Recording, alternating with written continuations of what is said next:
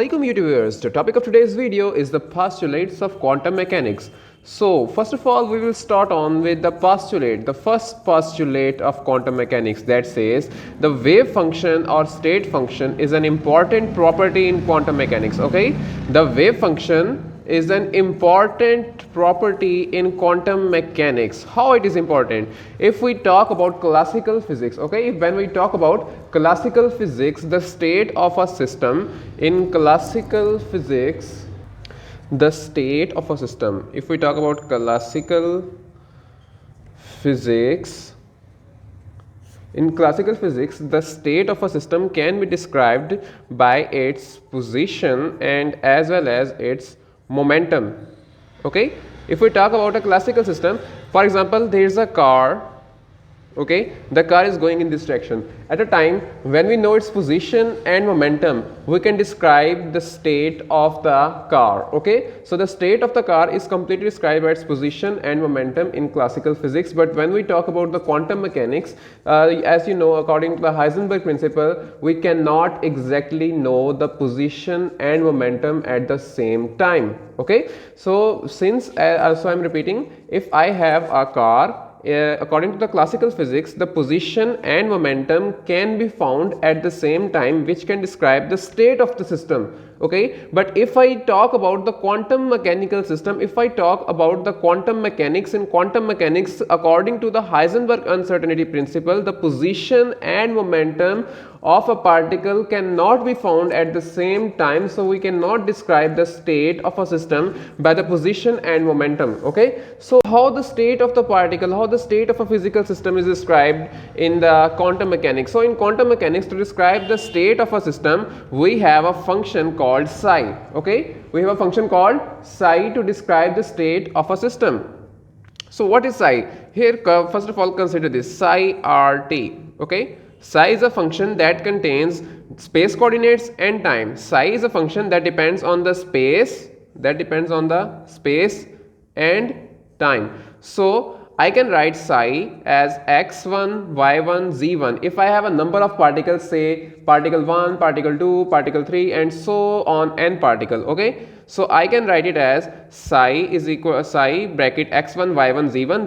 These are the space coordinate of particle 1, these are the space coordinate of particle 2 and so on if I have n number of particle x and y and z and in time t. Okay, so this is the time coordinate and these are the space coordinate. Okay, so it depends on space and time. So according to this postulate, state of a physical system is described by a wave function. The state of a system is described by the wave function, as I have told you earlier, the wave function that contains the space coordinates and time. So psi and all the information about a state is contained inside psi. All the information about a state, all the information, okay, all the information about the state is contained within the psi, within this psi. Okay, so the next thing is, if our wave function depends on time, if our wave function depends on time, then it is called the time dependent wave function, then it is called the time dependent wave function. Okay, and similarly, if my wave function is independent of time, then it is called the time independent wave function. Okay, so as you know that here psi RT is a wave function that contains the position vector, that contains the position, the space coordinates and the time coordinate. Okay, that contains the space coordinate and time. So here this psi is the time dependent wave function. Okay, and here this psi is the time independent wave function. You can see the difference between time dependent and time independent. In time dependent wave function, we are representing it by a bar above and below it, and in case of a time independent wave function, we represent it just by psi r. Okay, so if I have a wave function that is time dependent psi rt, then I can write it as psi r into psi phi t. Okay, so if my r is the space coordinate, the space coordinates, if I represent this r by x, y, z, so I can write it as psi x, y, z into phi t. Okay, so the next thing is, when we speak about evolution, Okay, when we speak about evolution, the time dependent wave function is used. The time dependent wave function is used when we speak about the evolution. Evolution mean how my wave function evolves with time. Okay, so the next thing, when we talk about the state of a physical system, okay, here when we talk about the evolution, then the time dependent wave function is used. As you know, the time dependent wave function, as you know, the evolution is the how my wave function evolves according to the time. So I need to use time dependent wave function for evolution. Okay, so for state of a system, in case of a state of a system, I have to use time independent wave function. Okay, so the next thing is, the wave function is a complex function. Okay, the wave function is a complex function. And what is meant by complex function? The complex function is the function that contains iota in it. So normally the value of psi is usually a plus b iota. The value of psi is usually in this form. Okay, the value of psi is usually in this form. So it has iota in it. Okay, the value of psi has iota in it. Thus, to get a real value, in order to get a real value, you know what we need to do? We need to integrate from psi RT with psi complex RT d tau, the volume element. D tau is the volume element here, and here psi RT and psi complex RT. As you know, the psi complex, what will be the value of psi complex? The psi complex is a minus b iota. Okay, so if I multiply both of these, okay, if I multiply both of these here, as you know that iota will become iota square.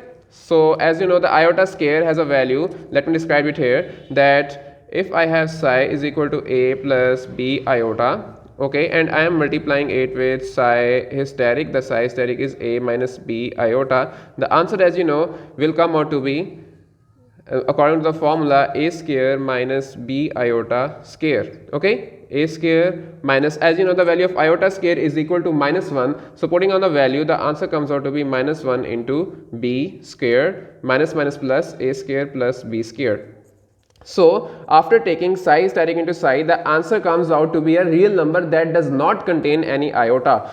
So in order to get a real value, we need to integrate psi wave function with its complex conjugate. Okay, so now I can write it as psi square d tau, where psi square is the probability of finding the particle. Okay, which is psi square. Psi square, what does psi square represent? The psi square represents the probability of finding the particle in volume element d tau.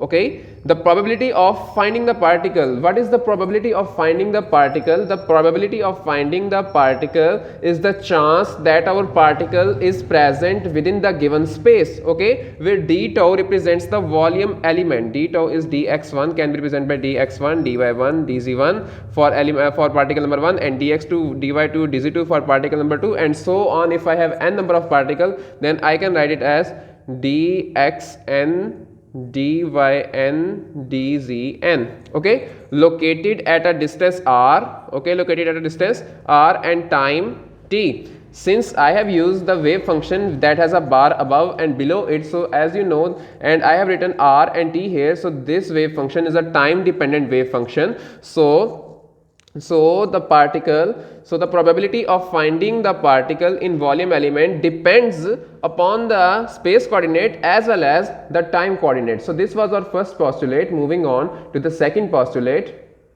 Now we will move on towards the postulate number 2. Okay, so the second postulate of quantum mechanics says that the wave function psi must be a single valued. Okay, the wave function psi must be single valued, it must be finite and smoothly varying and continuous. Okay, smoothly varying and continuous. So how can this be possible? So first of all, consider that the wave function psi must be single valued. By single valued, I mean if I have here y axis and here is the x axis. So if along x-axis I take the position and along y-axis I take psi, so if my psi has a value just like this, so for a single position x here, if I take a single position x here, I have a value of psi here, I have a value of psi here, I have a value of psi here. Okay, so for a single value of x, I have got 3 values of psi. So this cannot be true. According to this postulate, the wave function must be single valued. It must have a single value at a point. Okay, so I can say that the correct form of this will be, if I have x position along x-axis and psi along y-axis, then the correct form will be just like this. Okay, so in this part here, I have at every single point, at every single value of x, I have a single value of psi. Okay, I do not have a double value of psi. Okay, so the second thing is it should be finite. Okay, so if I have a wave function like just like this, so this is not true. Okay, because this wave function is not finite, it does not meet the 0 point here. Okay, so this wave function is not true. So how can this be true? The true wave function will have a form just like this, x along psi, and here the true waveform will be just like this, the true wave function. Okay, so here the wave function is finite. The next thing is smoothly varying. Okay, the smoothly varying. If I have a wave function like this, then it is also wrong. Okay, because it is not smoothly varying. So what will be the correct form? The correct form will be just like this. Okay, so this is the correct form for the wave function.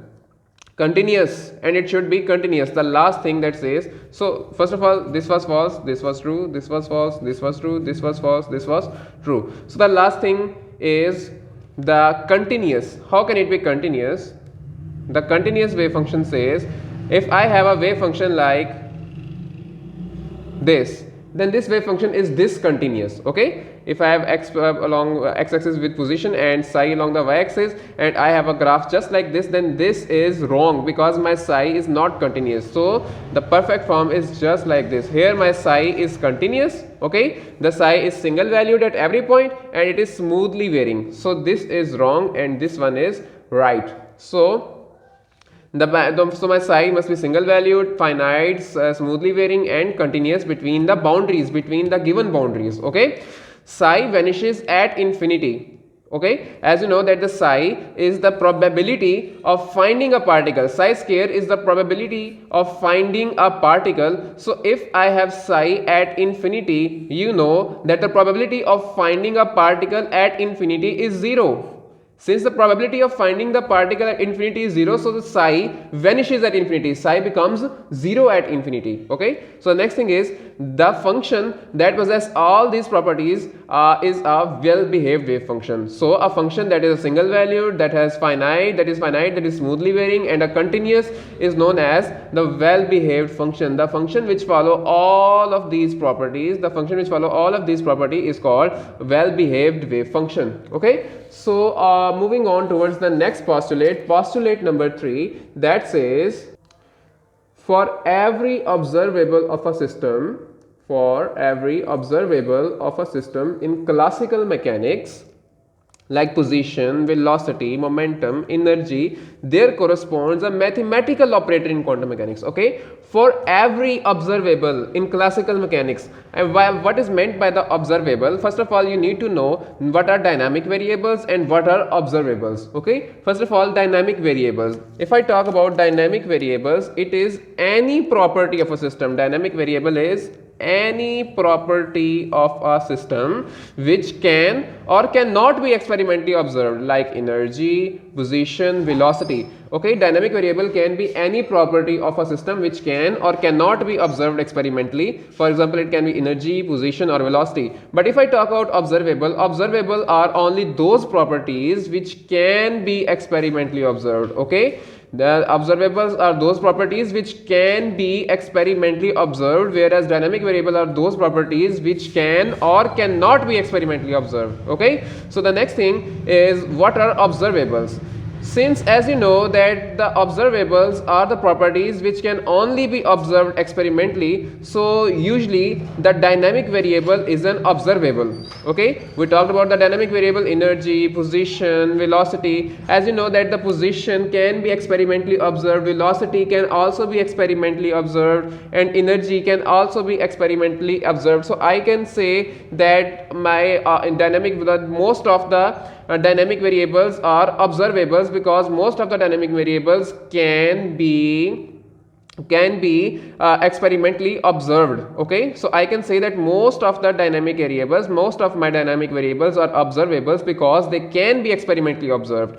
Okay, but there are some some components, some observables like spin component and angle x. Okay, as you know that the spin component, if I have an electron, I cannot measure the spin of the electron. Okay, I cannot experimentally measure the spin of the electron, and also I cannot measure the angle of an electron, the angle of any quantity. Okay, the angle of anything.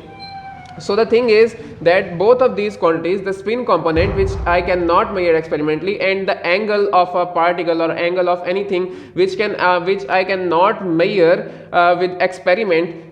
Okay, so these two quantities are the dynamic variables and not observables, because they cannot be experimentally observed. So as you can see here that observables are only those quantities which can be experimentally observed. Since spin component cannot be experimentally observed and angle is also cannot be experimentally observed, so I can say that spin component and angle are dynamic variables and they are not the observable, because observable can be experimentally observed and spin component and angle cannot be experimentally observed. Okay, so so if I apply these definition here, that for every particle, that for every observable of a system in classical mechanics, okay, for every observable, the quantities which are experimentally observed, for every observable of a system in classical mechanics, like if I talk about position, the velocity, the momentum, the energy, there corresponds a mathematical operator in quantum mechanics. Okay, for every observable in classical mechanics, there is a operator in quantum mechanics. Okay, so if I take the kinetic energy, okay, the kinetic energy is an observable. So the kinetic energy is represented in classical mechanics by T is equal to P square over 2m, and in quantum mechanics it is represented by Tx is equal to P square divided by 2m. There is Tx cap and here is P square cap. Okay, so this represents that my T square is an operator, my P square is a momentum's operator. So putting on the value here of P square, and overall my answer comes out to be equal to minus h square over 2m del squared. Okay, so this here is the operator, okay, and this here is the operation, okay, that this operator will perform. The next thing is the total energy. As I have talked about, the every observable has a operator in quantum mechanics, so my total energy is also an observable. So in quantum mechanics it has an operator represented by Hamiltonian operator H is equal to T plus V, and which is represented by minus h square over 2m del square plus V x y z. Okay, so another observable that I have written here is linear momentum square, the square of linear momentum, which is represented by P square, and it has an operator P hat square, which is equal to minus h square del squared. Okay, so as you can see here that I have given example of only 3 observables, and there can be a lot of other observables. I have only given the example of 3 observables. Okay, so as we have proved here that for every observable I have an operator that can be applied. Okay, so the next thing is, in quantum mechanics we deal with linear Hermitian operator. In quantum mechanics we deal with linear Hermitian operator. Okay, so a linear operator, what is a linear operator? As we have talked about linear Hermitian operator, first of all we will describe what is a linear and then we will describe what is Hermitian. Okay, when a linear operator A has the property, that operator A is being applied on two functions f and g, so it will be like A multiply A got on f and plus A applied on g. Okay, so this is the linear property. The linear operator says that if I have a operator A applied on f plus g, okay, so it will be just like operator A being applied on f plus operator A being applied on g. So the next thing is Hermitian. Okay, quantum mechanics we deal with linear Hermitian operator. So what is a Hermitian operator? A Hermitian operator has the property that if I have integration from negative infinity to positive infinity psi hysteric, and my operator being applied on phi, on the right hand side of the equation this operator will be applied on psi hysteric and phi will go out. Okay, so phi has gone out and this operator is being applied on psi hysteric on right hand side of the equation. Here psi hysteric has to come. Here is the psi hysteric.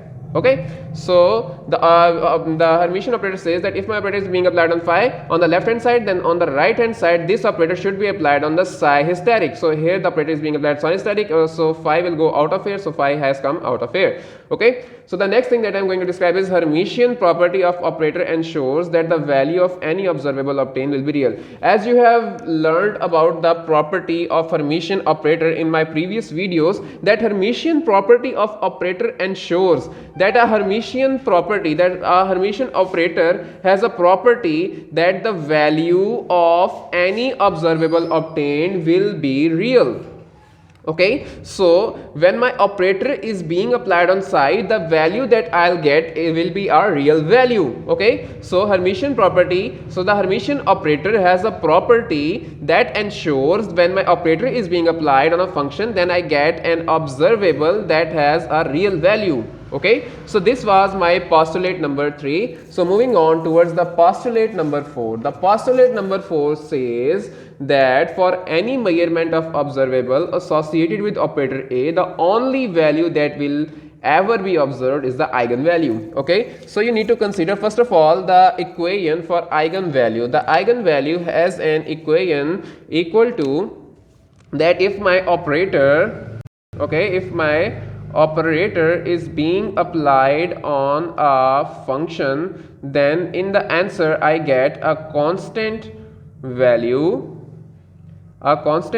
multiplied by the same function which was on the left hand side of the equation. Okay, multiplied by the same function. This was the condition for eigenvalue equation. So for any measurement of observable associated with operator A, so I have an operator A here, the only value that will ever be observed is the eigenvalue. So it says that when my operator A is being applied on a function, then I will get eigenvalue A on the right hand side of the equation. Okay, the postulate 4 says that if my operator is being applied on psi, then I will get an eigenvalue on the right hand side of the equation along with the same function being repeated. Okay, so the next thing is eigen function and operator may be real or complex.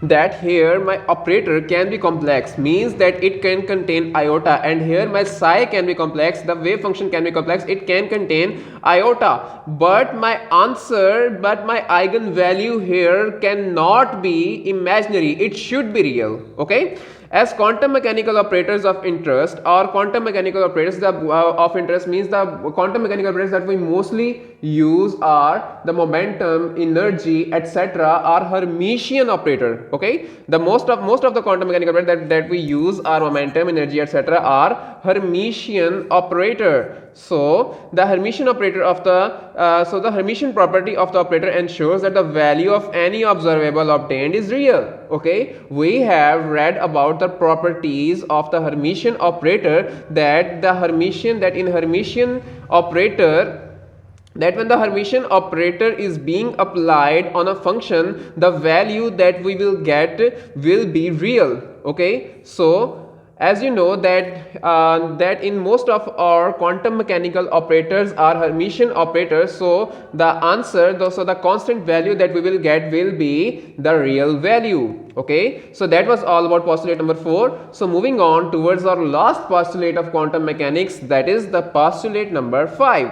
Okay, If psi is not an eigenfunction of an operator A, then we talk about the average value in quantum mechanics. Okay, in postulate 4 we have read that when the operator is being applied on observable, in postulate 4 we have read when an operator is being applied on an observable, then we get an eigenvalue. But in case when my operator is being applied on psi, I do not get eigenvalue. So what will we do? Okay, but postulate 4 says that I will get an eigenvalue, and postulate 5 says that what will happen if I do not get an eigenvalue. So in this case, if psi is not an eigenfunction of an operator, means that we do not get an eigenvalue, then we talk about the average value in quantum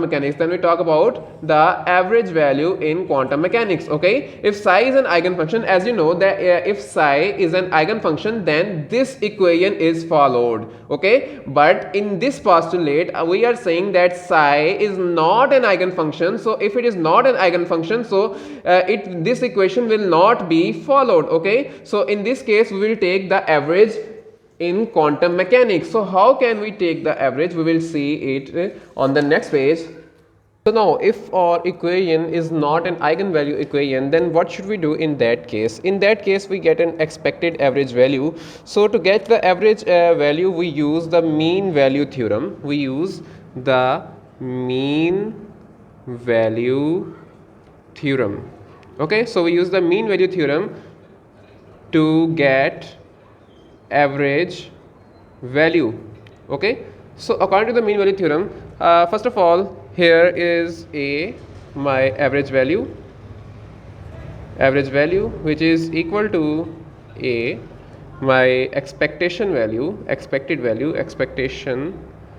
value, and according to the mean value theorem, it should be equal to from minus infinity to positive infinity psi hysteric A operator being applied on psi d tau divided by from minus infinity to positive infinity psi hysteric psi d tau. Okay, that's how we get the average value. So in the case if my psi here is an eigenfunction, if psi is an eigenfunction, then it should follow the equation. Okay, in case if my psi is an eigenfunction, then it follows the equation that when operator A is being applied on psi, then it will be equal to an eigenvalue, and psi, the same function, will be repeated on the right hand side of the equation. So if my psi is an eigenfunction, then it will follow this equation. So in that case my average value here will be equal to this eigenvalue. Okay, if my psi is an eigenfunction, then this expectation value, this average value, will be equal to the eigenvalue. Now I will prove it.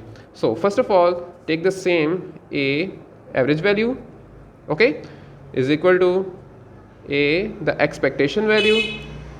Okay, the next thing is from minus infinity to positive infinity psi hysteric A operator being applied on psi d tau divided by minus infinity to positive infinity psi hysteric psi d tau.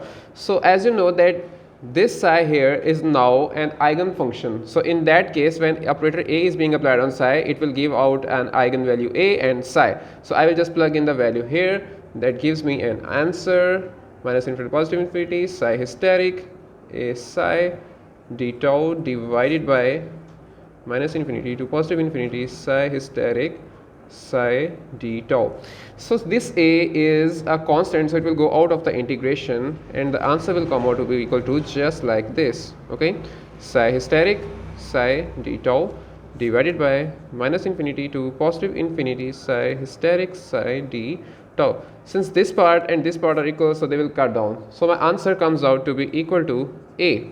Okay, so as you can see that here my average value becomes equal to the eigenvalue. Okay, so in the case when my function is an eigenfunction, then my average value becomes equal to the eigenvalue. So that was all for today's video. In this video we have described all of the 5 postulates of quantum mechanics. Inshallah, see you in the next video.